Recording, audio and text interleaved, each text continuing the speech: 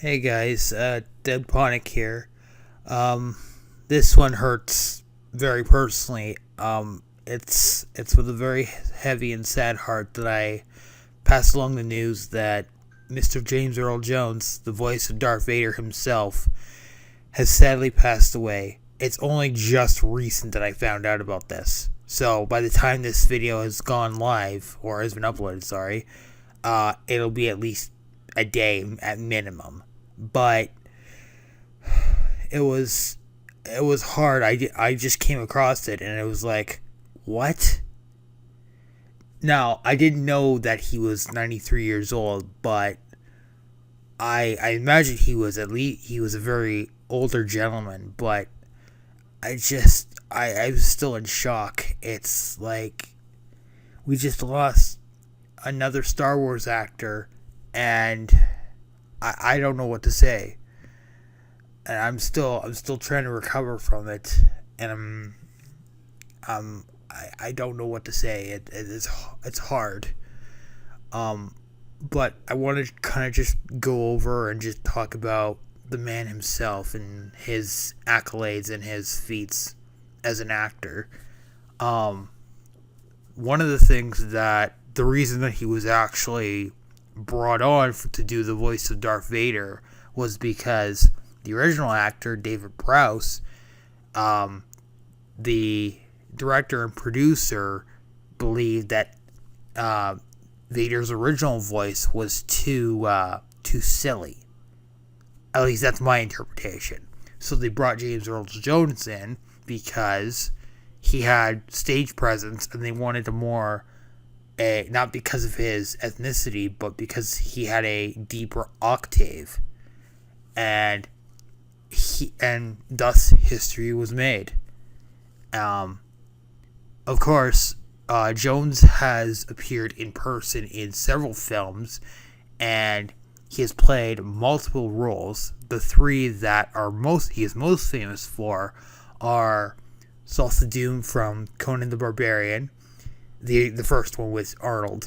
Darth Vader, of course, he provided the voice, and he provided the voice of Mufasa from the animated Lion King movie. Now, I can certainly see that as being a role he would take great pride in. Pride, lions, yeah. But it was just it was wonderful to see him kind of stepping out of his shell, because the thing I remember most about when I watched Conan the Barbarian is the amount of influence and presence that he had. And that was because he was playing a villain who was all about the influence and all about the, subtle manipulation, as opposed to being the voice of Vader, where he can afford to be a little more gruff, if you will. But it's the fact that when compared to the difference is how he treats the two heroes in Conan and Star Wars. He doesn't see Conan as he doesn't see him as inferior. He just sees him as kind of a small annoyance, and he's like, "Oh, you're very brave. You've come this far to infiltrate my organization, but your efforts are for naught, and so we're gonna crucify you." And that's exactly what happened. And the one scene that I always remember as a kid was when he turned into a giant snake. Yes, that actually happened in the movie. And then later, he actually charms a snake, turns it into an arrow, and fires it at Conan's lover, Valeria, I believe her name was. And it's just absolutely brilliant. And not to mention that the ending confrontation is a battle of wills and minds, not of blade and brawn. And it's therefore ironic that Thulsa Doom would lose his head to Conan the Barbarian and have it, tumbling down the stairs. It was a very surreal experience. And then you get to Star Wars, and he has been with with this franchise since the very beginning. And that is incredible because he's provided the voice in so many projects. Even if it's not actually him, you can feel his influence. I believe the only one where he was not involved was either Star Wars Outlaws, or he had very, I believe he wasn't in, he didn't provide the voice in Jedi Fallen Order and Jedi Survivor, but I don't know for sure. I would have to check that. But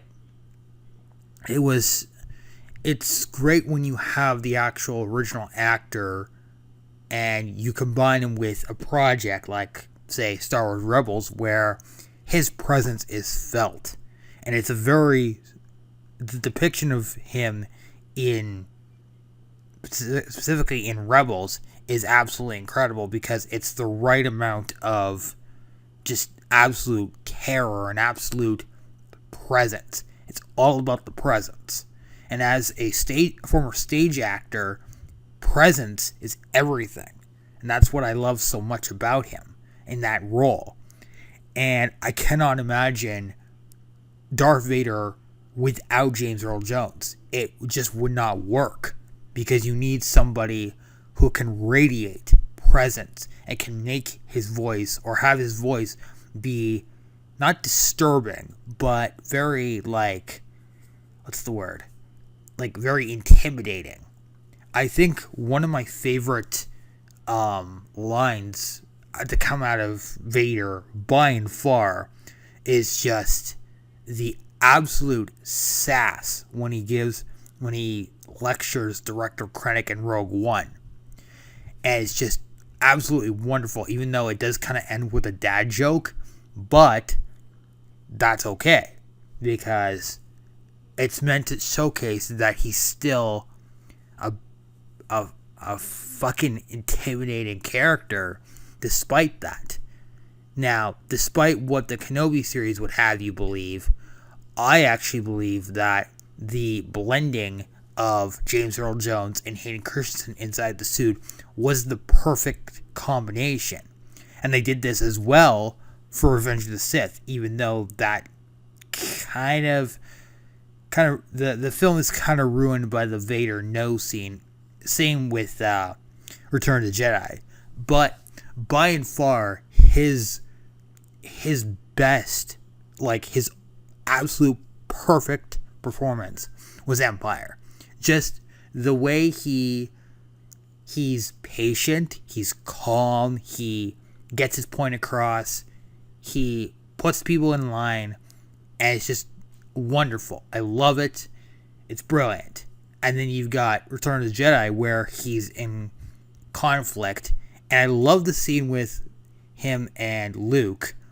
That was a very poignant scene for me, and that is the pinnacle of, well, basically just how you write good dialogue, in my opinion anyway.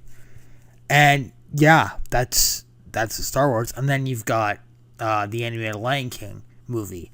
Now, I don't know how he got involved in that project, but he radiates just kingly vibes, and I just love how he talks to Simba in the afterlife, and I believe he was involved in the Lion Guard TV show. So there's that, but I really enjoy that overall. It's likely something he wasn't stepping out of his zone, but it certainly was a good performance. Even though Mufasa's screen time is not very long, he doesn't get a lot of scenes. In fact, the best scene in the movie is by and far when he tells Simba about, basically, he's preparing Simba for the day that, well, basically, he's going to be gone and Simba needs to be ready. And James Earl Jones working alongside Jeremy Irons is a combination I never thought I would see.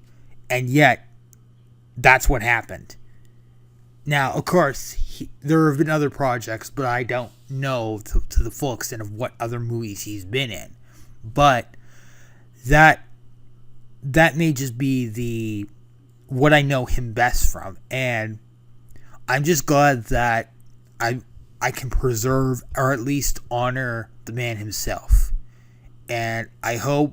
Oh, I do remember one episode of Big Bang Theory where Sheldon actually meets him, and in a behind the scenes thing, it was the very first time that Carrie Fisher and James Earl Jones actually met, because James Earl Jones was the voice, but he wasn't inside the suit. And it's just, it was very interesting, and I love the fact that they go up to her house and they basically ring the doorbell and run away, and then she comes out and she goes, "It's not funny anymore, James," and then he yells back, "Then why am I laughing?" It's great. It really goes into his comedy chops, and I really enjoy that. I'm very much I love that very much. Now, even though I know it's not James Earl Jones who has the helmet taken off, it's actually Sebastian Shaw, I still choose to believe that when Vader died, in a way, James Earl Jones passed away too, because it would be, well, at least for that time, it was the last time he would do the voice of Vader up until later on.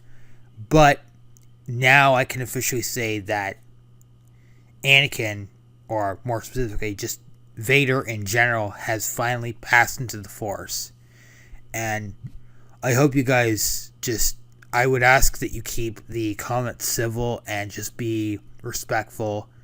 And yeah, I'm still in shock, and this one is very personal for me as a very big Star Wars fan. I know a lot of people are probably going to do this too. I know my friend King Orange is definitely going to be doing this, but I just hope that you guys have a better understanding of who the man is, and have learned to appreciate him as both an entertainer, an actor, and as a person, because he was a hero to many people. He was a big inspiration for a lot of people too, and he earned the respect of a lot of people, including Mark Hamill, and that's a big thing. And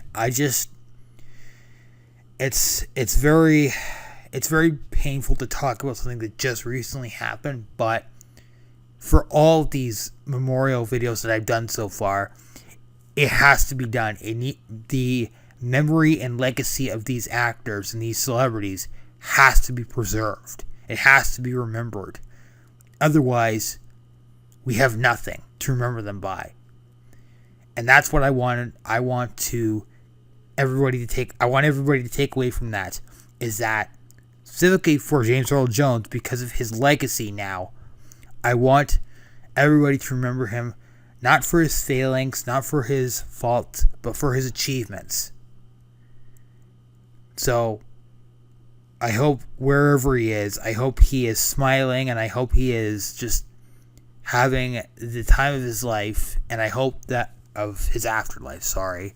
But I just hope that he's looking down on us and he's smiling for knowing that we appreciate his work. So, thank you, Mr. Jones. You have been the most influential actor in, at least in my generation. And I hope that I at least hope that you didn't pass away in pain. At least I hope you passed away in peace at minimum. And I hope that wherever you are, you see Carrie too. Anyway, thank you guys for listening.